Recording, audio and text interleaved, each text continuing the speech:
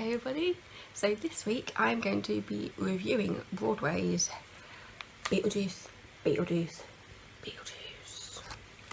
And I've got my tickets in here as well so that you can know where I was sat for it. So again, we managed to get 50% off the price of the ticket for these.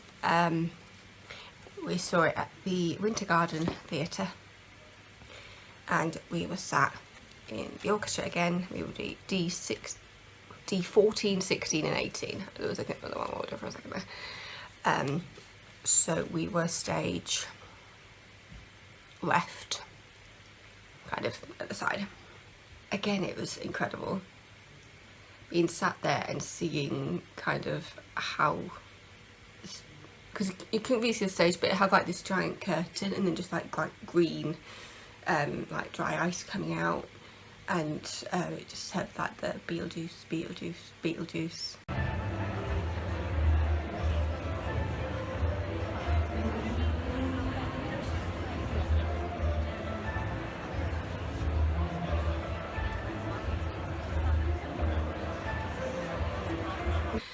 But it was so good. So for this one, I saw everybody who was listed in the cast.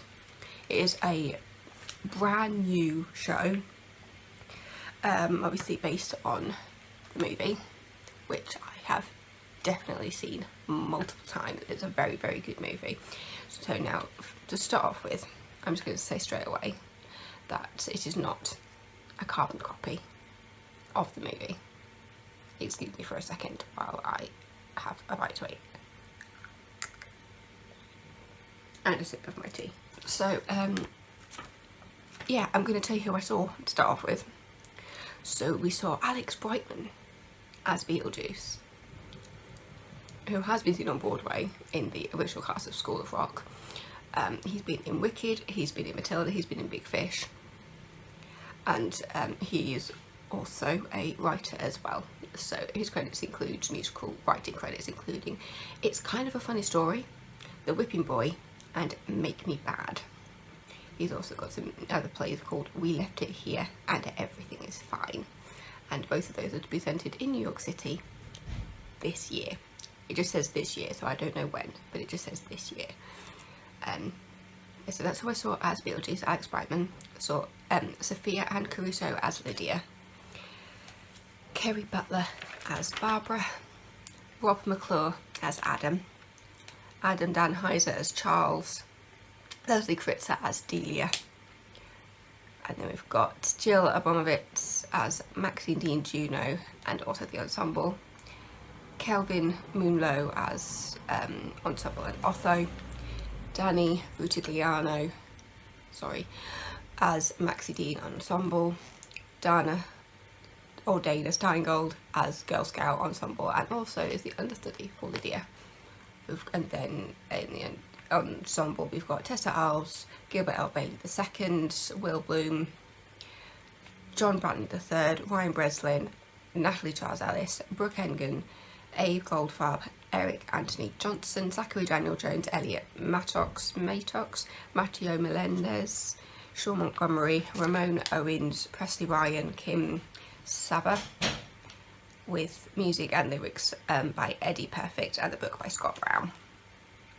And then obviously costume design has most Broadway shows William Ivy Long. I'm pretty sure he just does the costume design for all the shows in New York, and to be fair, he's good.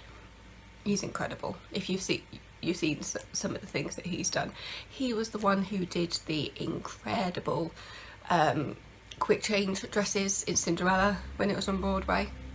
He's just a genius, I think, William Ivy Long. Yeah, Beetlejuice. The music was absolutely incredible. I cannot wait for this soundtrack.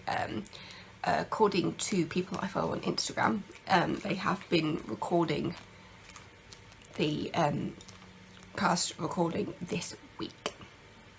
The week that I made this video, which is, what's the date? The 13th of May. They have been recording this.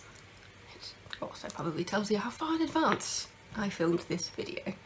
It's only because I'm trying to get ahead of myself. Yeah, everybody was incredible. Like pretty much in the was it the first song? No, I think it was in the second song. They have Beetlejuice basically come out and say that in a song that it's not the movie. So if you go into the theatre expecting the movie, you're going to be disappointed because it is not the movie. Yeah, there's a lot of differences from the movie to the play, including like how people die, some of the relationships between some people. Obviously the main story is there, they just have to change it slightly if you're on stage.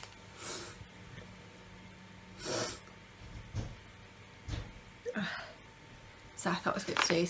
That's going to come back to me, isn't it? But yeah, the music is incredible.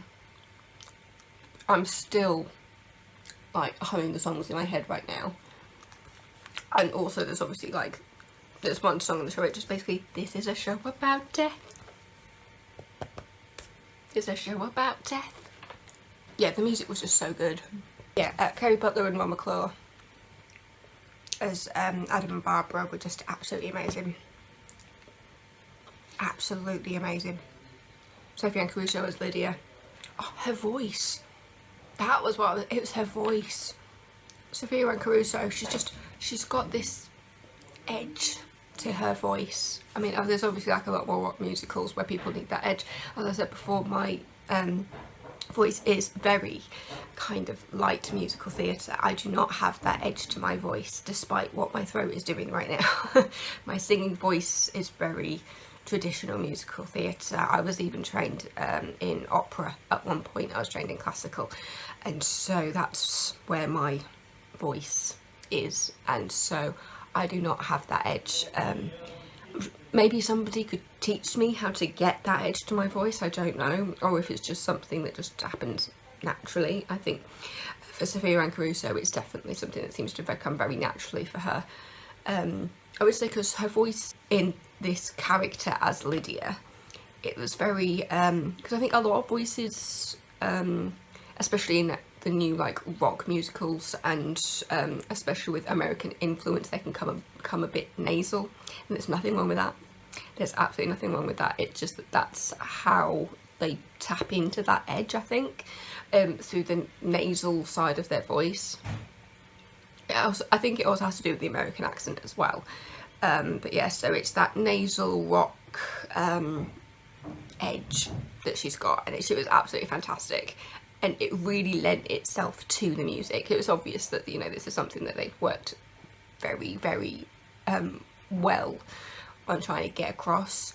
Because even the sound of Beetlejuice had an element of that, though it was slightly more rocky. Because the fact is, if you've heard Alex Brightman's voice doing other stuff before, you know that the way he sings as Beetlejuice is not his natural voice, if that makes sense. There's definitely a voice that he's put on for Beetlejuice, and it's absolutely incredible. If you go into the theatre and you're expecting to see Michael Keaton Beetlejuice, you're not getting it. It is so different from the character you see in the film, but also similar at the same time. Alex Brightman has obviously pulled what he could from the movie, but has also completely created this character by himself. So he's got elements of the character from the movie, but at the same time has put an entirely new spin on it, and it's amazing. It's absolutely amazing. And then obviously, because you've got the contrast between, obviously you've got Lydia as kind of like this dark goth girl, you've got the complete mania coming from Beetlejuice, and then you've got kind of the nice Babs and Adam of like these nice people who, you know, basically confined to their loft as ghosts because they don't know what to do about the living people who have moved in downstairs. And then obviously then you've got the another contrast comes in when you've got like Delia and Charles, because if anything, I know people might be weird about this, Delia is probably the most sane person in the show, if that's actually believable. She's the one who's looking on and thinking, what on earth is happening in this family? You know, you've got a child who's obsessing over a dead mom, you've got a husband who refuses to talk about her, you've got the ghosts upstairs, and then you've got Beetlejuice trying to kind of get everybody to say his name because he's trying to get this like notoriety, and he wants to be able to like haunt people to his heart's content. I can't believe it took this long to turn it into a musical, to be honest, because the elements are all there, and then you've also got the Girl Scout at the beginning of the second half.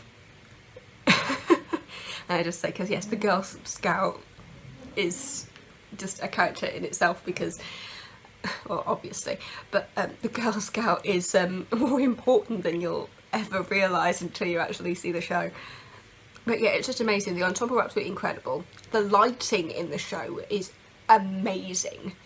There are certain parts in the show where they use the lighting to kind of hide people on the stage, and then they use the lighting to kind of bring them out again, and it is like watching magic in front of you. You're just like, how did I not see them? How did I not know they were there?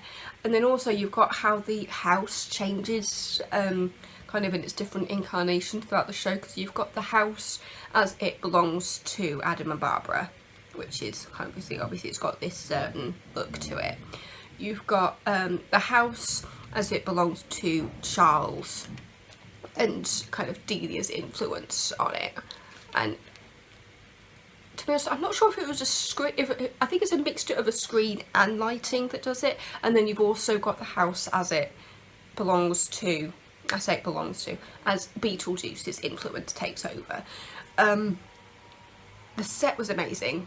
I'll admit, from where I sat, there were certain points of probably the set that I couldn't see, I think.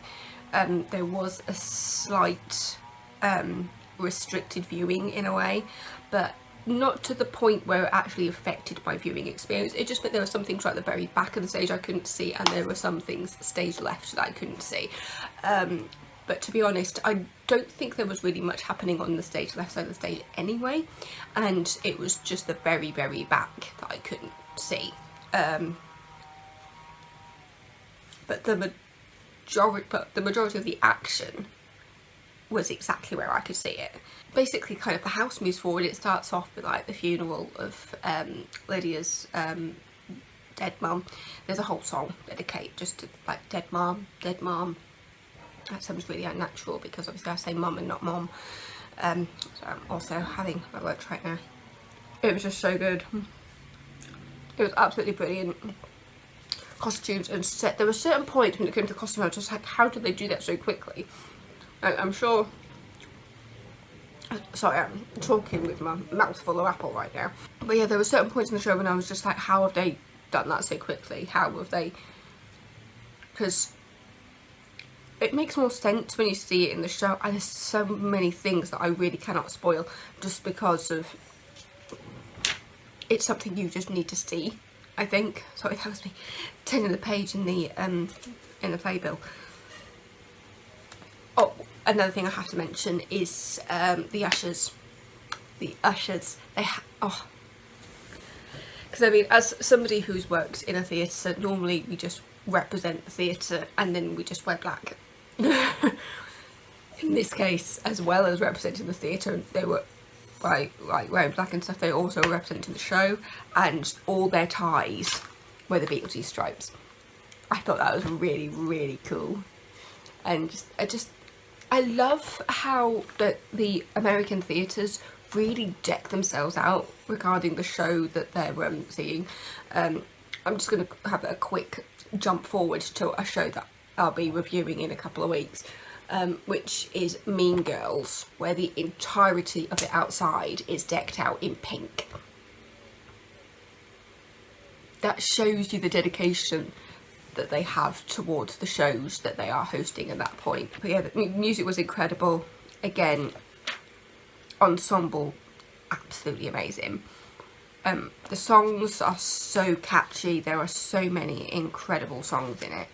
And I just love the contrast between all of the main characters, because obviously, as I said, you know, you've got Barbara and Adam, who are just like this little humdrum couple, you know, and then, you know, they're excited about life, and then they die.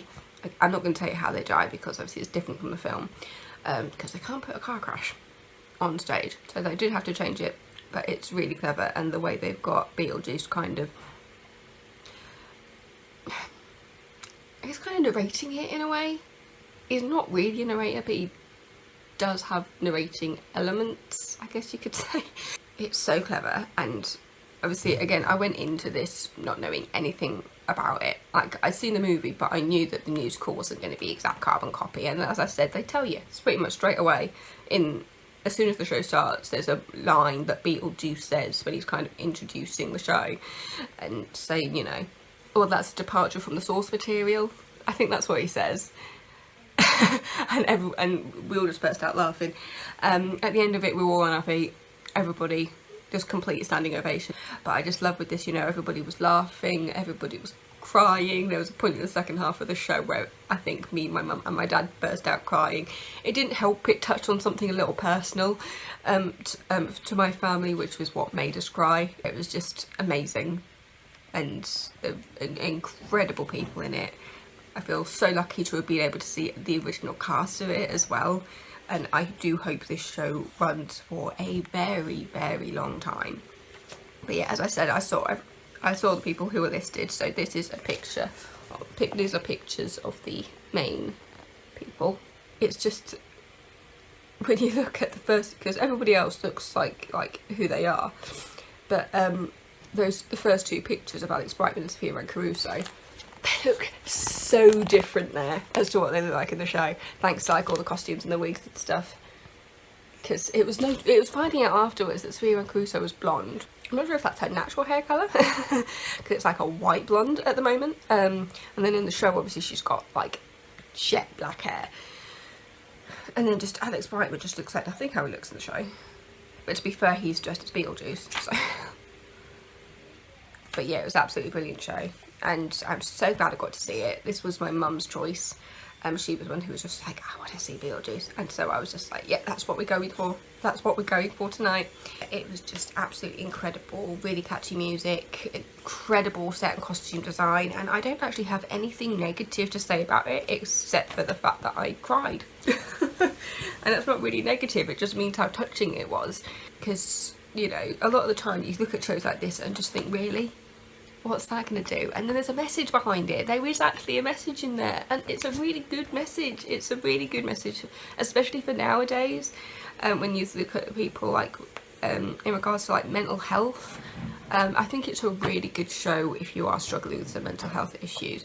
It might be a little difficult to face it sometimes. There are certain points in the show that could be considered a bit of a trigger for some people, but I think it's definitely a story that people need to pay attention to, because it's, especially when you have a look at like the main character of Lydia, she's grieving her mother, you know, she's going through this such emotional turmoil, and you know, her father is looking to like remarry and stuff, and he's just there and you just feel so sorry for her, because you feel like her life's fallen apart. Her mum's died, she's been moved to like a different part of the country, and then she's thrown into this new house where she just ends up being haunted.